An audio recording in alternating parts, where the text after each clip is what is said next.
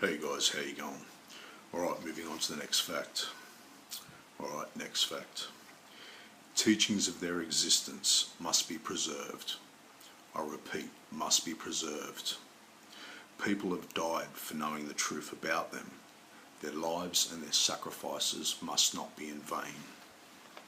So basically what I mean by this is, look back through history, the Gnostics and things like that, all the cultures, people and civilizations that were actually aware of the Archons and knew of their presence and had knowledge in regards to them and teachings about them were murdered, slaughtered. Basically they were wiped out and killed.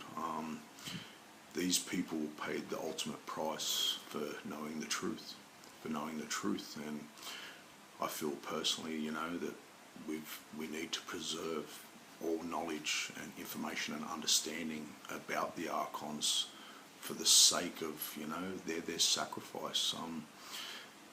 The Archons have gone about killing all these people for the sake of keeping their secrecy, and I feel personally it's a shame that that their sacrifices have gone unnoticed, just quietly swept under a rug. I myself, with what I know, that they want me dead. They may very well succeed in killing me one day, and I feel personally that if I went to my grave with the knowledge that I have, that would actually be a great loss. So just take a moment out and spare a thought for the poor people that lost their lives for knowing the truth. The teachings must be preserved, people. Must be shared and preserved for the sake of all of us. If that knowledge is handed down and passed down from generation to generation, that then is essentially the turning point for all our lives. Not just you, not just me, for everyone. So please, talk to people about this, share, learn. The more people that know and understand about all of this, then that's when we all can make the changes necessary to make our lives in this world a far better place. So bless all that lost their lives for knowing the truth. And, I could very well join that list. But if it means the knowledge is shared and handed on, well, it's a sacrifice I'll gladly make with my head held high. Alright, moving on. Next fact. They can jump from person to person very rapidly. I've noticed this myself. I was at a place of employment and I noticed that a person, and now this was a warehouse. I actually work as a forklift operator in a warehouse environment, in warehouses. I noticed one of the employees on the floor actually had an Archon permanently attached to him. Now, he was just basically there, annoying, antagonising, and doing his best to aggravate all the fellow workers, all our fellow workmates. Now, I could sense, feel, and tell just by looking at him that he actually had an Archon attached to him. All the other people on the floor, mind you, were none the wiser. They just thought he was just an arrogant little person, and tried their best to avoid him. So the moment I noticed and seen that, yes, this gentleman, this guy has an Archon attached to him, quietly in my mind, all day throughout that whole shift. Now I won't say the guy's name, the gentleman's name, but I was just basically saying, bless you, then his name, bless you, then his name, bless you, then his name, again, over and over and over again in my mind. Now I noticed that he's gone from an arrogant, cocky, like sort of attitude toward the other workers. He began to get very frustrated and agitated in his facial expressions, his posture, the way he was working and going about his business. Because by me doing what I was doing, I was essentially whacking the Archon across the nose, as if to say, leave, you're not welcome, leave, you're not welcome, leave, you're not welcome. This aggravated the Archon attached to him. A tactic they will use, and they are very well capable of, is jumping from person to person. So I noticed that by me doing what I was doing, it's actually had to jump from him to a fellow worker. Now, generally they can pretty much jump from person to person, any person they wish, but generally a tactic they will use is they will use the person they're originally hosting to aggravate another person, which then can allow them to jump into that person. This was a tactic that the Archon was using. So because I'd focused my attention on the original person that it was hosting, it's jumped from that original person into another worker, into a second person. Now, because I'm aware of them and in tune to them and know what their means and capabilities are, I knew straight away exactly what it had done and jumped to another person. So then I focused primarily my attention on the second person, which then in turn means that it has to move on again, on again, on again. By me doing what I was doing was basically trying to repel it. Now, the Archons are very persistent and they will stick around as long as possible. But I did make it very unfavourable for it and very uncomfortable. So it did actually move on towards the end of the shift and they left. It's rather strange if you're at work or anything like that and there is Archon presence.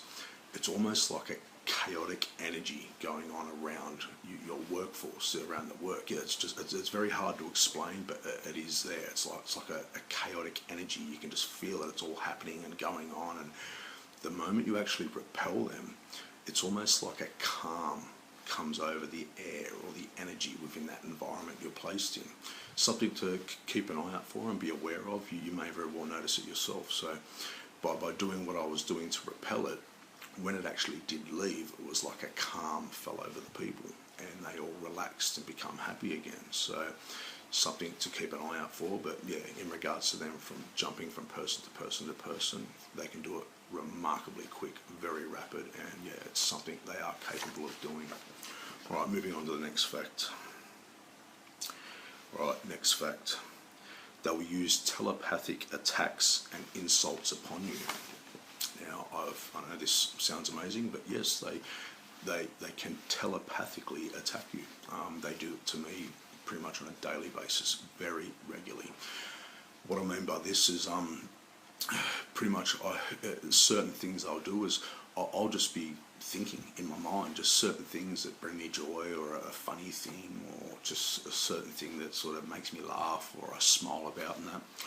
And excuse the language here, they'll sort of pop into your mind. Now, this is random. There's no need for any of this language. At the time, you're in a relaxed state, you're happy, you're thinking about something positive, then all of a sudden in your mind it'll be like a voice going, I fucking hate you.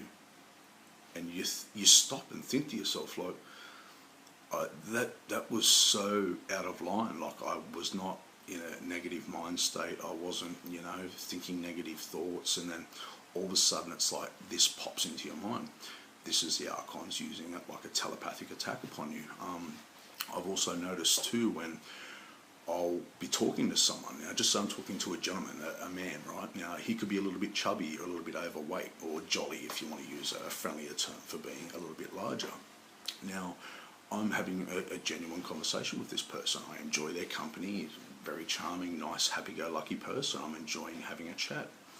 I'll be sitting there having a talk, and out of the blue, for no sort of reason at all, excuse the language again, I'll be there looking at him, talking, having a laugh, paying attention to what he's saying, and then the words will come into my head like, you fat asshole. Now, this is them again. They do these sorts of things to you to try and provoke you, because the conversation you're having at the time, it's so out of place. You'll notice that it is so random and out of place that you know it's genuinely not your thoughts. I've learned and basically witnessed and realised now that this is a tactic they will use. That they'll say certain nasty things in situations and environments that is so uncalled for that you wouldn't naturally think or say yourself at that time. It's so out of place and so unnecessary. That is things they'll do. I found they try to do it to me to basically get me angry, because while I'm there talking to someone that I find quite charming and nice, that they'll say these nasty things to basically make me angry inside, as if to go, leave them alone, stop talking that way about them. So it's something to keep an eye out for, and I can assure you, yes, it's very true. They can perform telepathic attacks upon us. All right, moving on to the next fact. All right, next fact. There is a battle between good and evil going on behind the scenes. We just don't see it. So what I mean by this is pretty much there, behind the scenes, behind all our day-to-day lives, and what we don't realise and see is there's actually a battle going on between positive and negative forces. The best example I can give to you to explain this, let me think. All right, here's a good one. Imagine, for this example, you have a lake, all right? Now, this lake represents Earth. Now, this lake is filled, it's teeming, it has an abundance of good quality, healthy fish. Us, we're the fish. All right, now you have three groups of fishermen. You have the bad ones, all right, where basically they have no emotional connection or attachment to the fish. They don't care for the fish. They're just simply there to fish, take, harvest, eat, and that they will leave a certain amount to replenish the numbers in that, but they do not care for the fish whatsoever. There is no emotional attachment. They do not care at all about the fish. Then you have the second group, right, which are the neutral fishermen. So they too in turn are there to catch the fish, to consume and eat, but they actually care about the fish. You know, they care enough about the fish, but they're actually there to consume as well. Then you have the last ones, the good guys, the good fishermen, who pretty much they're not interested in catching the fish to eat. They're there to catch the fish to preserve their stock, to make them prosper and live on, and do selective breeding and things like that, to monitor the fish, tag the fish, see what their habits are, and basically make their lives better, and help that species out. That is the best example I can give you of what is pretty much going on behind the scenes. So to carry on more with this example, so all three groups now are at this lake and they're all doing their thing, they're fishing, right? Now, while they're all in their own areas, there was sort of like considered a harmony where they were all aware of each other, but they were all doing their thing and there was balance. But then the bad guys thought, hang on, I've got an idea. Why don't we put a net out and drag all the fish back to us? So the negative ones saw forth and done that. They went out, they placed a net across this lake and started dragging all the fish to their side. They had the control and netted all the fish. They had the power. Then all of a sudden the good guys and the neutral guys are going, hang on, what's going on here? Like, there's no fish in that. They soon realise, hey, hang on, we know what you're up to, bad guys. So they've realised what the negative fishermen, the bad fishermen, are trying to do. So the neutral and the positive have basically joined forces. Now they've gone about cutting holes in this net. Basically, by cutting holes in the net, the fish have escaped and they've got back their freedom of will, their freedom of choice. This is the best example I can give you of the wake-up that is going on around the world. The good forces, the neutral and the good forces, are basically going around cutting the net, the control net that has been placed upon all the fish. Us, the people, have cut holes and the fish have escaped. This is basically a best example or an explanation I can give you of the awakening that is taking place in this world. It is the good guys basically going, hey guys, look, this is where you were, and bang, now you're back to where you should rightfully be. That's the best example I can give you in regards to the battle between good and evil that is going on behind the scenes that no one really sees or understands. But that's the best example I can give you without going into too much detail. But I can assure you that the battle is very true and it is ongoing and will most likely go on for quite some time. All right, moving on. Next fact. Methamphetamine users will be heavily targeted by them. I've learnt this and I've seen this through, friends and people that I know actually who use it. My friends, the good guys, they've told me that the best explanation or example I can give you is, have you noticed people that are on the ice, the drug ice, where they smoke it in a pipe and things like that? when they're strung out and on this stuff, they do horrific things. They lash out, they attack people, things like that. Most likely those people are actually had an Archon attached to them or hosts them. The good guys, the way they've explained it to me is pretty much, imagine a single flame and then a moth flocking to that flame. When you take methamphetamine, it's like you get that little flame and then get a can of hairspray and go whoosh and make a big fireball. Then before long you have thousands of moths flocking to that flame. That is what the effects of methamphetamine have upon us, upon the users. It excites energetically, and it increases your senses, your spiritual energy, things like that, because it's an uplifting drug that in turn actually attracts more Archons to them people. By doing that, that's when they are more prone to doing nasty things and lashing out and attacking people and having what they would consider drug psychosis and things like that. Now, these methamphetamine users don't even realise that they just think they're up and having fun and going to dance parties and stuff like that, but they'll find themselves in situations where a fight will break out or the police will come and they'll lash out and do crazy, insane things that they probably most likely would never do in a sober or a clean state of mind. This is because there's that many Archons around them at the time. They influence them to do very nasty things. So that's, you know, and another thing I've noticed too with methamphetamine users is when they're actually coming down from the effects of that drug, they tend to lash out and get very nasty and angry too, because they've been awake for like 4 days straight and, you know, they haven't eaten. So on the come down, when the effects are wearing off, they tend to get very aggravated through, you know, or due to sleep deprivation and not eating enough food, ingesting food.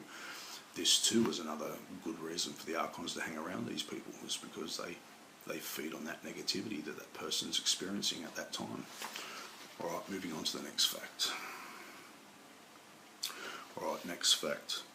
To avoid their taunts and insults, isolate yourself from other people for a short while and give yourself time to rest. Like I've said in previous videos, and that is when they taunt you, they'll generally do it through people that are around you at the time. So I found personally when I was at work on my lunch break and people that were sitting around me or near me on my lunch break, they would host them or influence them and taunt me through those people. So it's almost like whenever you're near someone, they'll use that person to leverage them to basically say nasty things and give subliminal hints and taunts and teasings towards you. Now that person won't even realise, but the Archons will use this tactic upon you.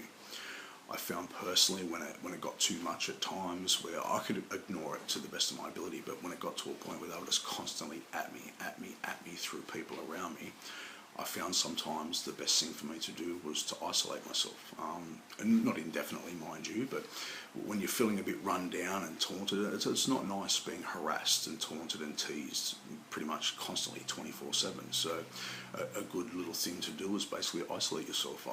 I'd go sit on my own somewhere at my lunch break, or if I was at home and my children and partner or family members, friends and that were around and being hosted by them to taunt and antagonise me, I would just go sit in my room for a little while, which when you're isolated and alone, yes, they can use the telepathic attacks, but it gives you a chance to rest and gather your thoughts and basically calm yourself down, and then by all means head back out, you know. So that's something to keep in mind if you do find yourself being attacked or, you know, basically taunted and teased by them, to just isolate yourself for a little while, gather your thoughts, calm down, think happy things, positive things that make you feel good, and then come back out and, you know, you'll feel much better for it.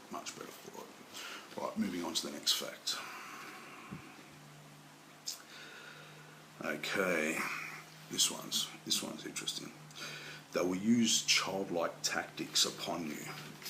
So what I mean by this is, it's rather strange, but the tactics they will use upon you could be best likened to the attitude of an ill-raised child, hence the spitting on the ground and the nasty comments and the negative comments and things like that. It's a very childlike mentality that they will use upon you. And this is a strange thing I've noticed too, is as an adult, all of us, everyone around the world as adults, and you know, I've come across not only in like physical contact with people and talking to people and that, even online, you'll come across people that are very intelligent people, very, very intelligent people, remarkable intelligence, but they will still fall for the most childish tactics that are used upon them.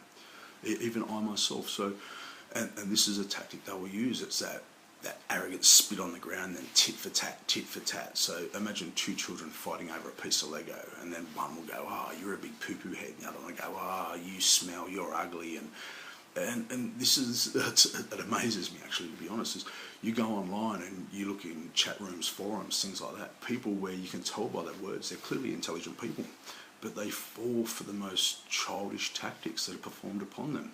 So one troll, someone will come onto the forum or the chat site or whatever and say something negative, and this seemingly intelligent person will respond. The troll will get a rise out of him, and then they'll retaliate back, and then the troll will retaliate back to them. And what that basically is it's Archon hosting, manipulation. They're basically manipulating us to fight and bicker amongst ourselves. Now, these are intelligent people that should know better, but yet they still fall for childlike tactics. I myself did for a very long time, you know, and I'm no genius, but I consider myself a fairly intelligent guy, you know, and it's only now that sort of my friends, you know, they've woken me up to this sort of thing, and it's amazing. You'll notice people that you come across that you know are very clever people, but they will fall for the most childish tactics and manipulations, and they're none the wiser. So something to keep an eye out for. And yeah, if you're on Facebook or any sort of social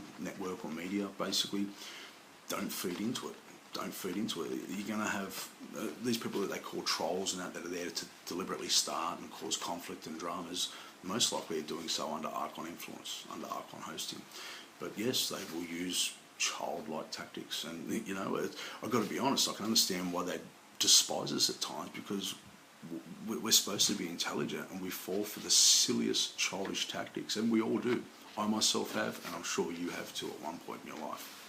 All right, moving on. Next fact. They will build structures upon land where people have died in negative circumstances. Now, this is quite sad, I must admit, but I know it is true, and I've noticed this, and the good guys have basically told me pretty much where people have died. So you'll find the companies and corporations and businesses and things like that, they'll actually, the ones that they're actually influencing and manipulating, when they expand and build, now, they'll actually build these structures, these buildings, these temples, things like that. They'll actually build them upon land where people have died in negative circumstances. So be it a war, or they were murdered, or they were sacrificed, like a blood sacrifice or something of those lines, or along those lines. I've pretty much learned that yes, they will build structures and buildings upon land where people have died in a negative environment. What this does is, when they build upon this land that has negative attachments, negative energies attached to it, and it has not been blessed or cleansed or cleared of any negative energy, what they do is it actually traps that negative energy, and they use it to full advantage. I know it sounds crazy, but I can assure you 100% this is what they do. At a place I actually was working for, employed at, which I was actually sacked from by the Archons, but that's old news, I've moved on. Pretty much, I was working for a warehouse where they'd just expanded and built. Now, I didn't know, but the good guys told me that the land that they were building on, both whites and Aboriginals had died there in battle. So the white settlers as well as the Aboriginal people had actually died there in battle, so which was in fear, anger, rage, aggression, battle circumstances. They have told me that, yeah, both blacks and whites, Aboriginals and white settlers had died on that land, and it was not blessed. And this company that I work for, and I won't say their name, but this company I work for was working for, mind you, had global connections. They were across the world. It's a global company, but they do have ties to some of your big corporations and companies that have a very dark underside attached to them. I've got to be honest. I will not say their names and all that, but just know the company I work for was a global power, and the clients and customers they had were all companies that do have a very dark agenda attached to them. Alright, I'll wrap this video up for now, and yeah, if you wish to learn more or hear more about what I have to tell you, please move on to the next video. Thank you very much for your time.